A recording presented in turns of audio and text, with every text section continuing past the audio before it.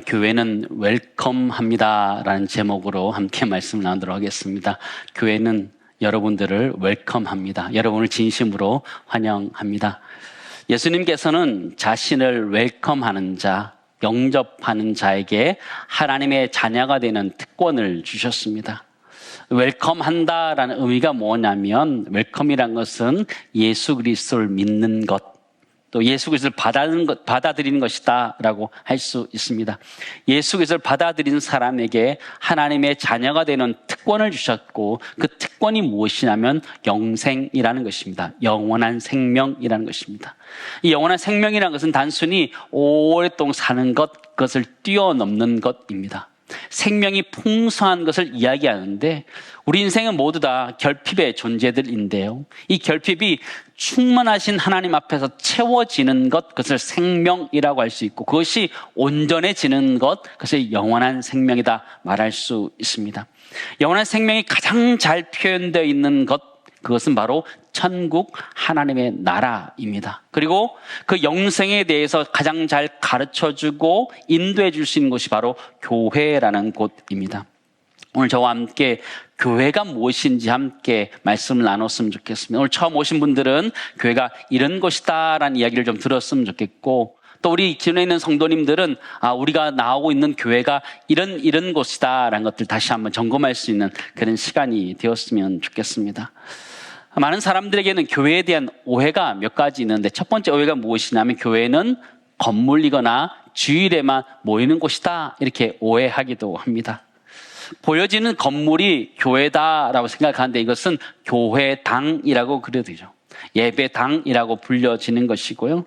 정확히 표현하자면 교회라는 것은 건물이 아니라 사람들, 여기 모이는 사람들 공동체를 교회다 이렇게 이야기하는 것입니다. 신학적으로는 그것을 무형교회다, 형태가 없는 교회다 이렇게 이야기하는 것입니다.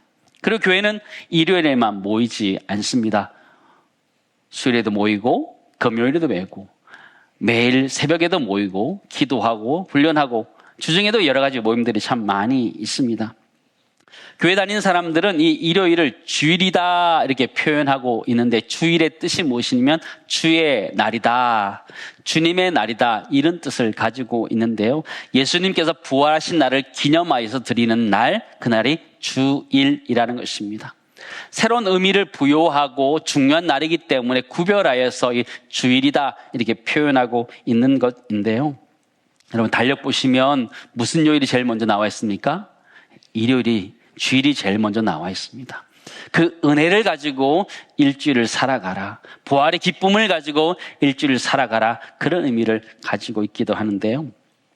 두 번째 교회에 대한 오해가 있는데, 그것은 교회는 무언가 많이 지켜야 하는 곳이다, 규정이 너무 많고 규율이 너무 많다 생각하기도 합니다. 기독교는 근본적으로 율법주의가 아니라 하나님의 은혜 안에 있는 종교입니다. 하나님의 은혜 가운데 우리 죄 사함을 받아서 자유함이 있는 곳이 바로 기독교입니다. 우리 자유를 만끽하면서 기쁨으로 또 자원함으로 예배를 드리는 것이고 헌신하는 것인데요, 그래서 때로는 새벽 기도도 하고 11정금도 하고 봉사도 하고 전도도 합니다. 의무감으로 억지로 하는 것이 아니라 기쁜 마음으로 감사함으로 하는 것입니다. 교회라는 것은 그렇게 억지로 하는 것이 아니고 자원하는 마음으로 섬기는 곳이 교회라는 곳입니다. 세 번째 오해를 가지고 있는데, 교회는 완전한 사람들만 모이는 곳이다 그렇게 생각하기도 합니다. 술, 담배도 안 하고 거짓말도 안 하고 착한 사람들 모였다라고 생각합니다. 그러나 교회는 그렇게 완전한 사람들이 모인 곳이 아니라는 것을 우린 잘 알고 있습니다. 때로는 부족한 사람들이 참 많이 모인 곳이 교회다라는 생각을 해보게 되는데요, 교회는 마치 병원과 같다라고 생각하셔도 됩니다. 아픈 사람들에게 병원이 필요한 것처럼 부족한 우리에게 예수 그리스도가 필요하고 교회가 필요한 것이죠. 영적으로 배우고 깨닫기 위해서 교회가 필요합니다. 그런 다음에 옛날에 술, 담배 하던 것도 끊을 수 있고, 옛날에 즐기던 것들을 버릴 수 있는 거죠. 왜냐하면 훨씬 더 중요한 것을 발견했기 때문에 그냥 자제하면서 좀 더 온전해져 가는 것이죠. 성화되어진다 그렇게 말할 수 있는 것입니다. 교회는 그렇게 완전한 사람들만 모이는 곳은 아닙니다. 점점 완전해져 가는 사람들이 모이는 곳이고요. 네 번째는 교회는 현대사회와 무관하다라고 생각할 때가 참 많이 있습니다. 빠르게 발전하는 세상 가운데 교회는 아주 옛날 스타일이다 이렇게 생각할 때도 있습니다. 시대에 뒤떨어졌다 생각할 때도 있고요. 탈종교화 현상이 일어나면서 시대 가운데 뒤떨어졌다 이렇게 생각을 가질 수도 있는데 그렇지 않습니다. 현대사회가 발전하면 발전할수록 교회는 더 필요하고 예수 그리스도는 훨씬 더 필요해졌습니다. 왜냐하면 인생의 목적, 인생의 방향, 인생의 의미에 대해서 교회가 예수 그리스도가 답을 주기 때문에 현대사회에도 여전히 교회가 필요한 것이고 예수 그리스도가 필요한 것이죠. 우리 인생이라는 게 단순히 의식주를 위해서 살아가는 존재가 아니라 신의 뜻을 이 땅 가운데 실현하면서 하나님의 뜻을 이 땅 가운데 실현하면서 살아가는 존재라는 것들을 우리가 기억한다면 현대사회 가운데서 교회는 지금도 여전히 필요한 곳이다라는 것을 우리는 알게 됩니다. 다섯 번째 오해가 있는데요. 교회의 역할을 영적인 부분에만 국한하기도 합니다. 어떤 사람은 교회가 사회적인 문제, 정치적인 문제, 문화적인 문제에 개입하면 안 된다라고 말합니다. 그런 부분이 있습니다. 그러나 교회는 역사적으로 사회 정의를 위해서, 교육을 위해서, 의료를 위해서 열심히 앞장섰던 것을 우린 잘 알고 있습니다. 선교사님도 오셔서 학교를 세우고 병원을 세우면서 이 사회 개혁을 위해서 어마어마하게 노력했던 것을 우리는 잘 알고 있습니다. 기독교에는 영역 주권이라는 개념이 있습니다. 하나님이 모든 영역을 다스리고 계신다라는 것이 정치, 경제, 사회, 문화, 예술 모든 부분을 주님이 다스리신다라는 개념 아래서 우리는 그리스도인들은 모든 영향력들을 이 사회 가운데 끼쳐야 되는 것을 보게 되죠. 단순히 영적인 부분에만 치중해서 교회가 모이는 것이 아니라 여러 가지 사회의 아픔들, 슬픔들 그것들을 위해서 교회가 존재한다는 것을 우리는 이해할 필요가 있습니다. 오늘 10월 27일 광화문에서 시청에서 기독교인들 100만 명이 모이기로 했습니다. 200만 명 목표로 해서 한 100만 명도 모일 것 같다라고 지금 추정하고 있는데요. 동성애 문제 때문에 그렇습니다. 현대사회에서 동성애 문제는 보는 사람마다 입장이 좀 다르다라는 것을 우리는 잘 알고 있습니다. 많은 사람들은 동성애에 대해서 그냥 좀 젠틀하게 그냥 내버려 두자 이런 생각을 가질 수 있습니다. 그러나 그렇지 않은 문제입니다. 여러분은 보셔서 알겠지만 퀴어 축제를 여러분 보셨지요? 여러분 그것이 사랑에 대한 것인가요? 아니면 인권에 대한 것인가요? 그렇지 않습니다. 음란을 조장하고 사람들을 불쾌하는 장면들을 연출하면서 의도적으로 표현하는 것들을 보게 되죠. 그게 인권인가 사랑인가? 전혀 그렇지 않다는 것을 우리는 알게 됩니다. 보는 우리들의 불편한 인권은 도대체 어디 가고 그들의 인권만 남아있는지 잘 모르겠습니다. 자신이 여자라고 주장하면 여자가 되고 남자라고 주장하면 남자가 되는 것입니까? 남자가 내가 여자라고 주장해서 여자 화장실을 들어갈 수 있고 여자 목욕탕을 들어갈 수 있는 사회가 된다면 어마어마한 혼란들이 일어날 것입니다. 때로는 군입대를 앞두고 남자가 나는 여자 하겠습니다 하고 군대도 면제받을 것 같아요. 그렇죠? 수많은 일들이 이 사회가 혼란되어 가는 것들을 우리는 잘 알고 있는데 우리는 그냥 내 문제가 아니기 때문에 멀리 바라보고 있는 것이죠. 때로는 동성애에 대해서 그는 개인적인 취향이다, 유전적인 문제다 그렇게 보는 사람들도 있습니다. 각자가 판단하는 사회 속에서 우리 모두가 지금 시대를 살아가고 있는데요. 그러나 우리가 직시해야 되는 것이 하나 있습니다. 가장 근원적인 문제가 무엇이냐? 이 동성애의 가장 근원적인 문제가 무엇이냐라는 것입니다. 그것은 자기 소견에 옳은 대로 하겠다라는 것이 밑에 깔려 있는 것입니다. 내 인생 가지고 내가 내 몸 가지고 내 마음대로 살겠다는데 네가 무슨 상관이냐 이런 이야기를 하는 것이죠. 기독교인들 무슨 상관이 있느냐 내 마음대로 살겠다 이런 얘기하는 것이죠. 그러나 그것은 우리를 향해서 하는 얘기 아니고 하나님을 향해서 부르짖고 있는 외침입니다. 하나님 당신 가만히 계십시오. 내 마음대로 살겠다라고 외치는 인간의 아주 최고의 죄악된 모습 중에 하나가 동성애 모습이다라고 생각되어집니다. 그러나 동성애자들에 대해서는 우리가 끝까지 품어야 되는 사람입니다. 그분들이 세상적인 차별을 당하지 않도록 그분들을 보호하고 그분들을 인도해야 될 책임이 우리에게 있다는 것도 우리는 잊지 말아야 됩니다. 여러분 성경에 보시면 죄악이 아주 관행했던 소돔과 고모라를 잘 알 것입니다. 그 땅에 하나님의 사람 천사가 그곳에 가게 되었습니다. 롯을 방문하게 되었는데요. 갔더니 남자들이 몰려와서 천사를 내놓으라 합니다. 왜 내놓으라 하냐면 그와 상관하겠다 이렇게 표현합니다. 상관하겠다라는 것은 성관계를 갖겠다 이 얘기를 하는 것입니다. 동성애에 대한 이야기를 하는 것이죠. 소돔과 고모라 가장 죄악이 많았던 그곳의 가장 대표적인 죄악이 바로 동성애였다는 것을 기억한다면 우리 한국 사회가 지금 그 기로에 서 있다는 것을 우린 잘 알게 됩니다.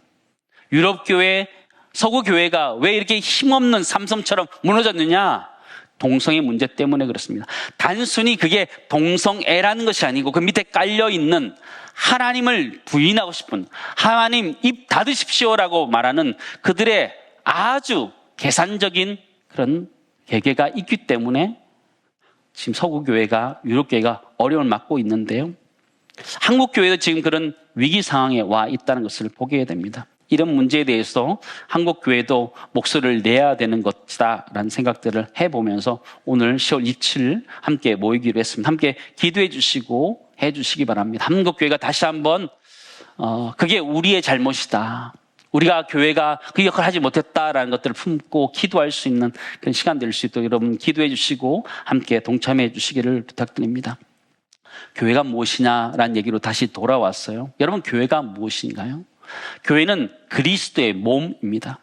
이 땅에 주님이 오셔서 사람들을 가르치고 사람들을 치유하고 복음을 전했던 것처럼 그 역할을 하는 것이 교회라는 것인데 교회라는 것을 가장 잘 표현한 구절이 어디 있나 찾아보니까 바로 오늘 우리가 읽었던 이 구절이다 생각되어집니다. 사도행전 2장 말씀 보실까요?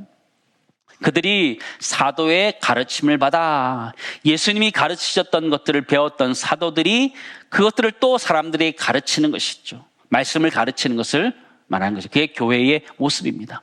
서로 교제하고 떡을 떼며 오로지 기도하기를 힘쓰니라. 교제하면서 기도하는 것이 교회라는 것이죠.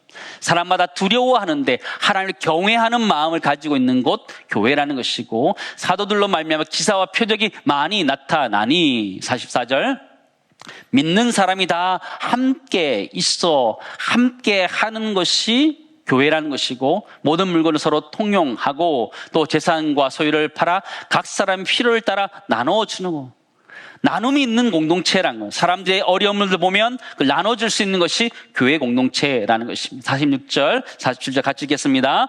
날마다 마음을 같이하여 성전에 모이기를 힘쓰고 집에서 떡을 떼며 기쁨과 순전한 마음으로 음식을 먹고 하나님을 찬미하며 또 온 백성에게 주께서 구원받는 사람을 날마다 더하게 하시니라. 아멘. 모여서 예배드리고 흩어져 함께 교제하고 복음을 전하는 것, 그것이 교회다 우리들 가르쳐주고 있어요. 저는 이 시간 교회에 대해서 어떻게 설명할 수 있을까라는 고민들을 가지고 있었고요. 그래서 웰컴이라는 단어를 가지고 교회는 이런 곳이다라는 것들을 설명해 보려고 합니다. 웰컴의 영어 단어는요 7개의 이니셜로 되어 있습니다. 7개의 알파벳으로 되어 있는데요. 그 하나하나를 살펴보면서 우리가 교회가 어떤 것인지를 한번 정리하는 시간을 가졌으면 좋겠습니다. 웰컴 7가지 영어 알파벳을 가지고 한번 만들어 보도록 하겠습니다. 첫 번째는 W라는 것인데요. 웰컴. 교회는 어떤 것이라고요? 예배 공동체, 월십, 예배 공동체라는 것입니다.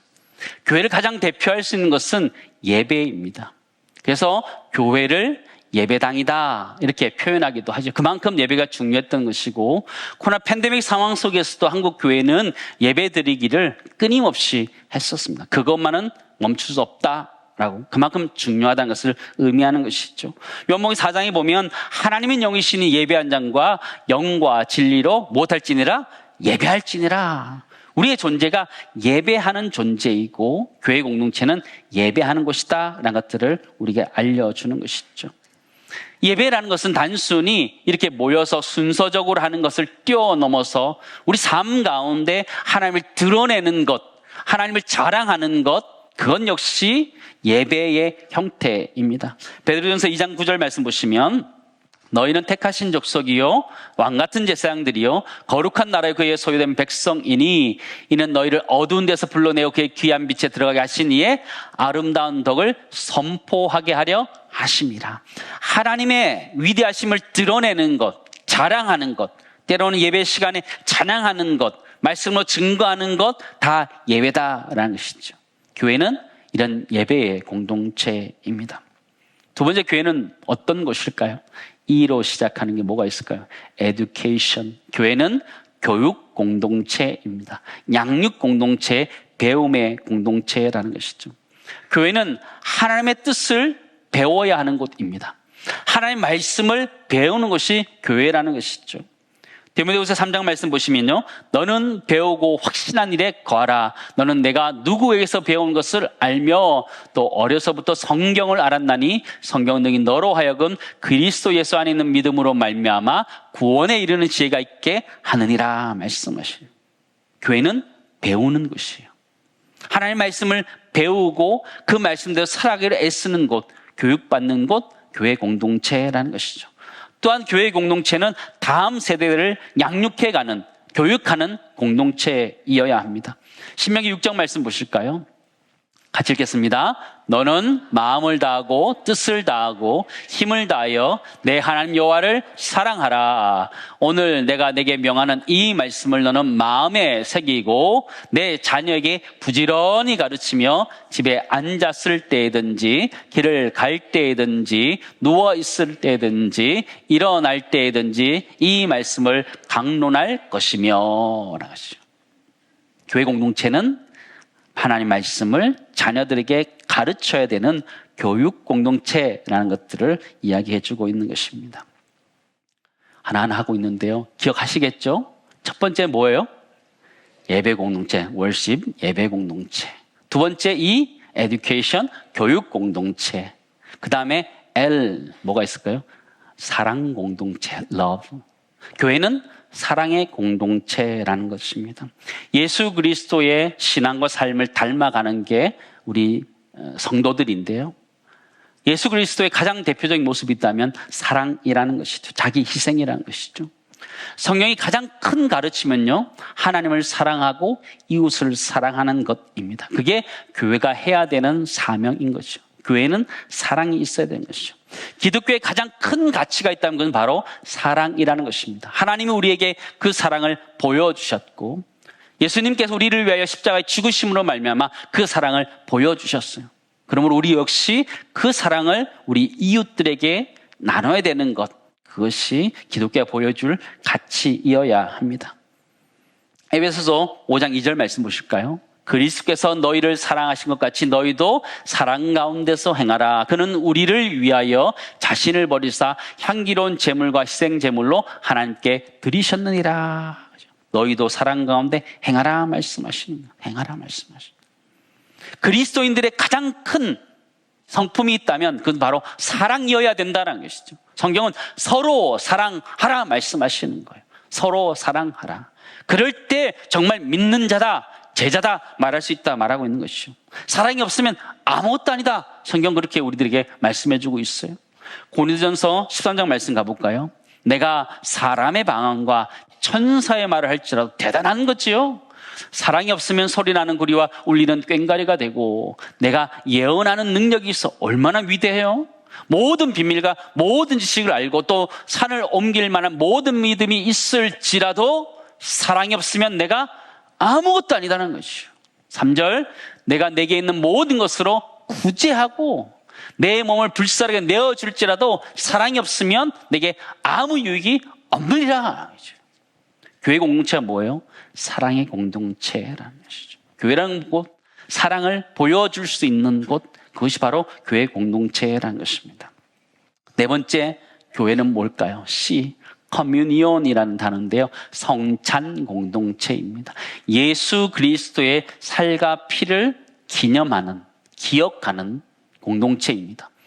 이 교회 자체가 예수 그리스도의 보혈로 세워졌기 때문에 그의 십자가의 죽으심으로 말미암아 세워졌기 때문에 성찬 공동체라고 말할 수 있는 거예요.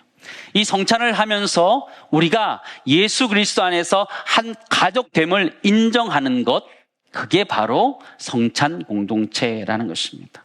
고린도전서 11장 말씀 보실까요? 내가 너에게 전한 것은 주께 받은 것이니 곧 주 예수께서 잡히시던 밤에 떡을 가지사 축사하시고 떼어 이르시되 이것은 너희를 위하여 내 몸이니 이것을 향해 나를 기념하라 하시고 19회 또한 그와 같이 잔을 가지시고 이르시되 이 잔은 내 피로 세운 새 언약이니 이것을 향하여 마실 때마다 나를 기념하라 하셨다 말씀하시죠.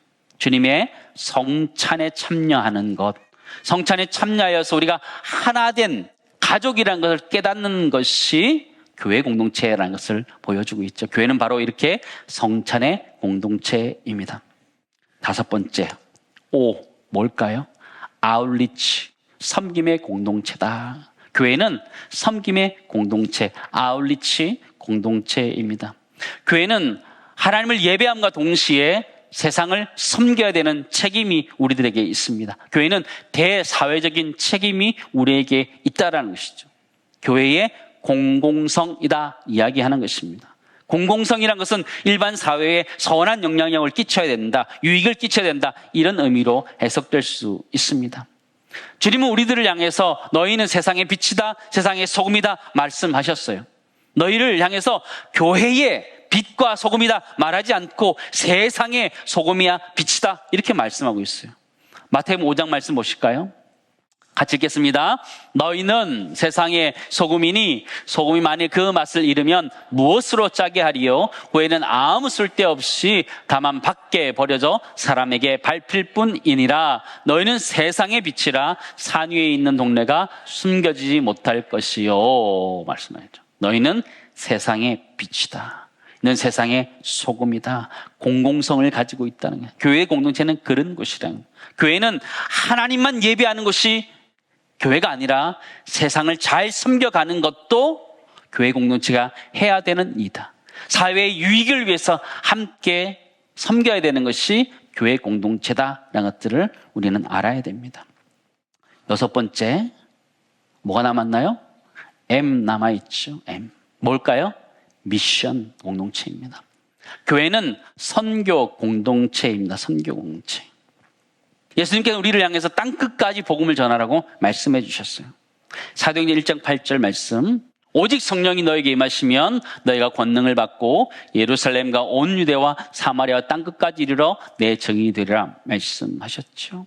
그 말씀대로 우리가 복음을 전해야 되는 선교의 사명이 우리에게 있는 것이죠. 우리 한국 교회가 우리가 어떻게 예수 믿게 되었나요?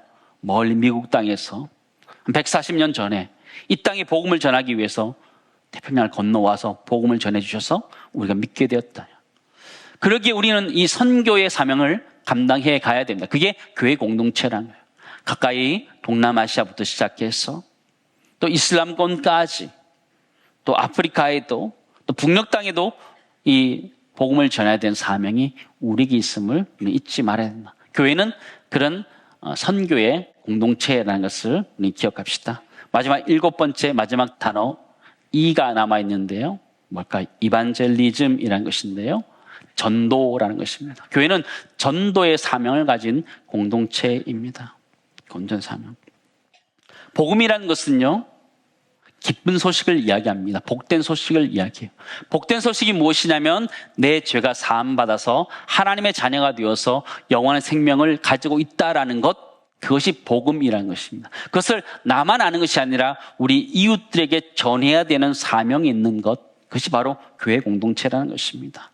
사도행전 5장에 보면 그들이 날마다 성전에 있든지 집에 있든지 예수는 그리스도라고 가르치기와 전도하기를 그치지 아니하였다. 끊임없이 복음을 전했던 그때의 모습을 보여준다면 우리 역시, 우리의 삶 역시 복음을 전하는 삶이 되어야 된다는 것을 말하고 있고요.